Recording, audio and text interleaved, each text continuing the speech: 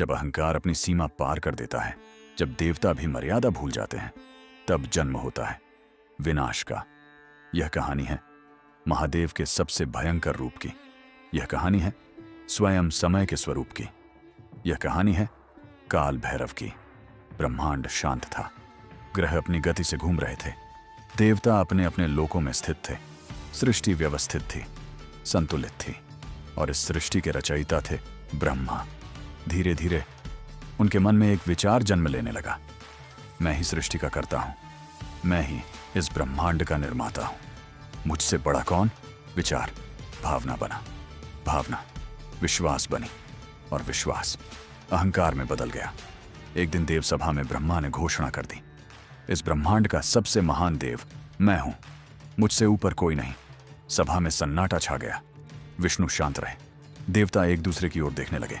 पर एक शक्ति ऐसी थी जो कभी अहंकार को स्वीकार नहीं करती। वह थे शिव, कैलाश के स्वामी, महाकाल। कैलाश पर्वत पर शिव गहन ध्यान में लीन थे। जटाओं में गंगा विराजमान, गले में सर्प, मस्तक पर अर्धचंद्र। बाहरी रूप शांत था, पर अंतर्दृष्टि सब देख रही थी। बढ़ता हुआ अहंकार, सत्य से दूर जाता मन। शिव ने धीरे से नेत्र खोले। उनकी आंखों में क्रोध नहीं था, केवल सत्य था। अहंकार सृष्टि का सबसे बड़ा शत्रु है। एक दिन ब्रह्मा और विष्णु के बीच विवाद उत्पन्न हुआ। ब्रह्मा बोले, मैं सृष्टि का रचयिता हूं, तुम केवल पालन करते हो। विष्णु शांत रहे, पर ब्रह्मा के शब्द कठोर होते गए। तभी आकाश में एक अद्भुत प्रकाश प्रकट हुआ, एक अनंत ज्योति स्तंभ, जिसका न तो कोई आरंभ दिखाई दिया और ना ही कोई ना अंत। आकाशवाणी हुई, जो इस ज्योति का आरंभ या अंत खोज लेगा, वही सर्वोच्च कहलाएगा। विष्णु ने वराह रूप धारण किया और नीचे की ओर बढ़े, और ब्रह्मा ने हंस रूप धारण किया और ऊपर की ओर बढ़े। युग बीत गए, काल बीत गया, विष्णु लौट आए। मैं अंत नहीं पा सका, यह ज्योति अनंत है। पर ब्रह्मा, उन्होंने असत्य का सहारा लिया। उन्होंने कहा, मैंने इसका अंत देख लिया, और प्रमाण के लिए केतकी पुष्प को झूठी गवाही देने को तैयार कर लिया।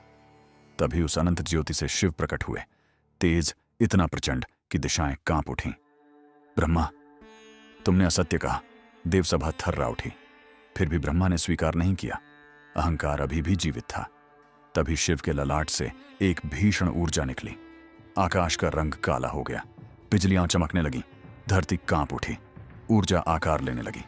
उस अग्नि से जन्म हुआ एक विकराल स्वरूप का, काले वर्ण का, बिखरे केश, लाल अग्नि जैसी आंखें, हाथ में त्रिशूल, कपाल धारण किए हुए। वह केवल देव नहीं थे, वह स्वयं काल थे। वह थे काल भैरव। उनकी हंसी से दिशाएं कांप उठी। भगवान शिव ने आदेश दिया, हे भैरव, अहंकार का अंत करो। ब्रह्मा के 5 सिर थे, उनका 5वां सिर अहंकार का प्रतीक बन चुका था। काल भैरव धीरे धीरे आगे बढ़े। हर कदम पर पृथ्वी डोल उठी। देवता प्रार्थना करने लगे। ब्रह्मा ने पहली बार भय महसूस किया, पर समय आ चुका था। एक क्षण में भैरव ने अपने नख से ब्रह्मा का 5वां सिर अलग कर दिया। अहंकार ध्वस्त हो चुका था, पर ब्रह्मा का सिर काटना ब्रह्म हत्या का पाप था। जैसे ही सिर अलग हुआ, वह भैरव के हाथ से चिपक गया। वह कपाल बन गया। आकाशवाणी हुई, हे भैरव, तुम्हें इस कर्म का फल भोगना होगा। भैरव शांत रहे, यह भी शिव की इच्छा है, और वह चल पड़े भिक्षाटन के लिए। कपालिक रूप काल भैरव अब कपालिक रूप में थे, हाथ में कपाल, विरक्त पर प्रचंड। देवता दूर हट गए, ऋषि मौन हो गए। वह सिखाने निकले थे कि अहंकार का अंत सदैव विनाश है। युग बीतते गए, पर कपाल हाथ से अलग न हुआ। अंततः भैरव एक दिव्य नगरी में पहुंचे। वह नगरी थी काशी। जैसे ही भैरव के पैर काशी में पड़े, उनके हाथ से ब्रह्मा का कपाल पृथ्वी पर गिर गया। ब्रह्म हत्या का पाप उसी क्षण समाप्त हो गया। आकाश से पुष्पों की वर्षा होने लगी। दिशाएं दिव्य ध्वनि से भर उठीं, और वहीं महादेव प्रकट हुए। महादेव की वाणी गूंजी, हे भैरव, आज से तुम काशी के रक्षक हो। यहां आने वाले प्रत्येक जीव का लेखा जोखा तुम्हारे पास होगा। पाप हो या पुण्य, कोई भी तुमसे छिप नहीं सकेगा। तभी से काल भैरव कहलाए काशी के कोतवाल। कहते हैं, यह नगरी स्वयं शिव के त्रिशूल पर स्थित है। यह मृत्यु अंत नहीं है, यह एक नए आरंभ का द्वार है। पर एक गूढ़ सत्य और भी है। काशी में प्रवेश करने से पहले हर जीव को भैरव की अनुमति लेनी होती है। इसी कारण यहां स्थित है प्राचीन काल भैरव मंदिर। मान्यता है, जो भैरव के दर्शन किए बिना काशी की यात्रा करता है, उसकी यात्रा अधूरी रह जाती है, क्योंकि यह नगरी शिव की है, पर व्यवस्था भैरव की। काल भैरव का वाहन है श्वान। अक्सर लोग प्रश्न करते हैं, देवता का वाहन श्वान क्यों? पर इसका अर्थ गहरा है। श्वान प्रतीक है निष्ठा का, सतर्कता का और अदृश्य को पहचानने की क्षमता का। कहते हैं, जो काशी में श्वानों को भोजन कराता है वह भैरव को प्रसन्न करता है, क्योंकि भैरव हर रूप में उपस्थित है, हर गली में, हर मोड़ पर।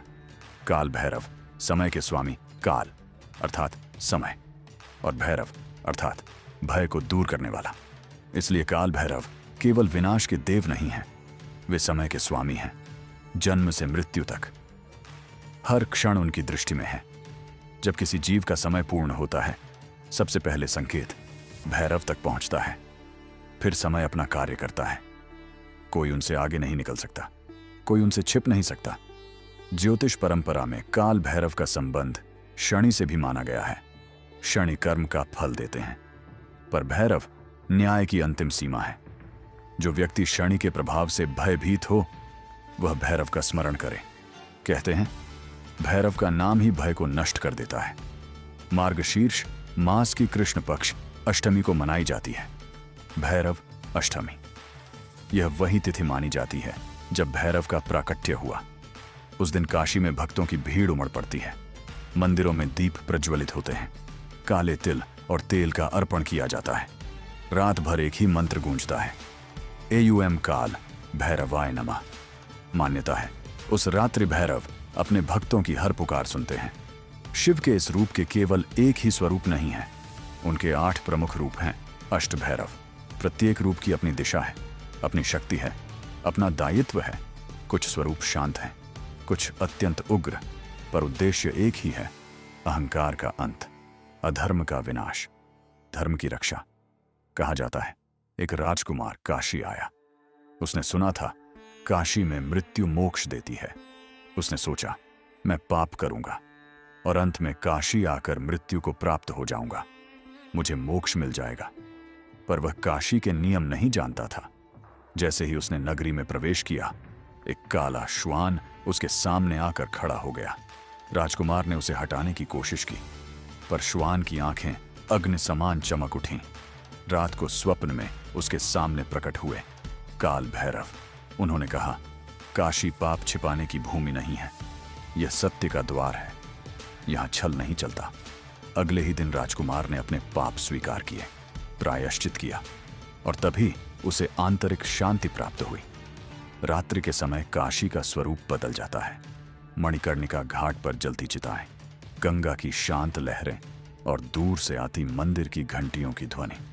कहते हैं, ऐसी ही रातों में भैरव स्वयं नगर का भ्रमण करते हैं, हर जीव का लेखा देखते हैं, हर कर्म का मूल्यांकन करते हैं, क्योंकि यह नगरी मोक्ष की है, पर न्याय पहले है।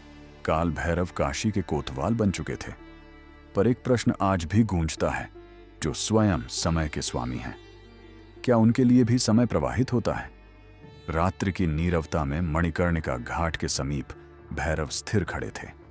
अग्नि प्रज्वलित थी, एक शरीर भस्म हो रहा था, एक और जीवन समाप्त। पर भैरव के लिए यह अंत नहीं था। उन्होंने मंद स्वर में कहा, जीव आता है, अपने कर्म लेकर, और जाता है अपना फल लेकर। उनकी आंखों में क्रोध नहीं था, केवल न्याय था। लोग भैरव से भयभीत होते हैं, पर सत्य यह है, वे अन्याय से भयभीत होते हैं। जो पाप करता है उसका दंड निश्चित है, पर जो अपनी भूल स्वीकार करता है, भैरव उसका मार्ग प्रशस्त कर देते हैं। मान्यता है, काशी में मृत्यु से पहले भैरव जीव के समक्ष उपस्थित होते हैं। वे पूछते हैं, क्या तुमने अपना सत्य स्वीकार किया? जो स्वीकार करता है उसे शिव का स्पर्श प्राप्त होता है। जो असत्य पर अड़ा रहता है उसे पुनः जन्म लेना पड़ता है। अक्सर पूछा जाता है, महाकाल और भैरव में क्या अंतर है? महाकाल समय का संपूर्ण स्वरूप, भैरव समय का दंड स्वरूप। महाकाल नियम स्थापित करते हैं, भैरव सुनिश्चित करते हैं कि नियम टूटने न पाए। जब धर्म डगमगाता है, जब मर्यादा टूटने लगती है, तब शिव का शांत रूप भैरव में परिवर्तित हो जाता है। कहा जाता है काशी कभी नष्ट नहीं होती, प्रलय में भी नहीं, क्योंकि यह केवल पृथ्वी पर नहीं, शिव के त्रिशूल पर स्थित है और उस त्रिशूल के नीचे विराजमान है भैरव। यह केवल कथा नहीं है, यह संकेत है, जब तक न्याय जीवित है तब तक सृष्टि स्थिर है। भैरव का वर्ण श्याम क्यों है? क्योंकि श्याम रंग सबको अपने भीतर समा लेता है। जैसे रात्रि सबको अपनी गोद में ले लेती है, वैसे ही भैरव हर पाप को अपने भीतर लेकर उसे भस्म कर देते हैं। उनका अंधकार भय नहीं है, वह स्मरण है। अंधकार के बिना प्रकाश का मूल्य नहीं।